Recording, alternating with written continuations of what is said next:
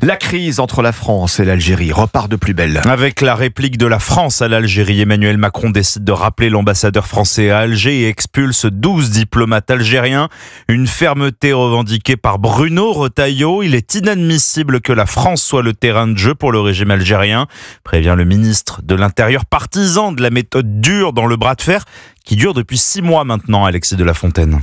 Le présent et l'avenir de ce territoire s'inscrivent dans le cadre de la souveraineté marocaine. 30 octobre 2024, Emmanuel Macron reconnaît le Sahara occidental comme marocain, une trahison pour l'Algérie qui rappelle immédiatement son ambassadeur. La riposte algérienne ne fait que commencer. Le 16 novembre, l'écrivain Boualem Sansal est arrêté puis emprisonné par Alger sur fond d'accusations de terrorisme. Notre souhait, c'est que Boualem Sansal puisse être soigné, libéré et aller là où il veut aller. Emmanuel Macron reste sobre pour tenter d'obtenir sa libération, mais 150 jours plus tard, la situation de Boualem Sansal reste la même.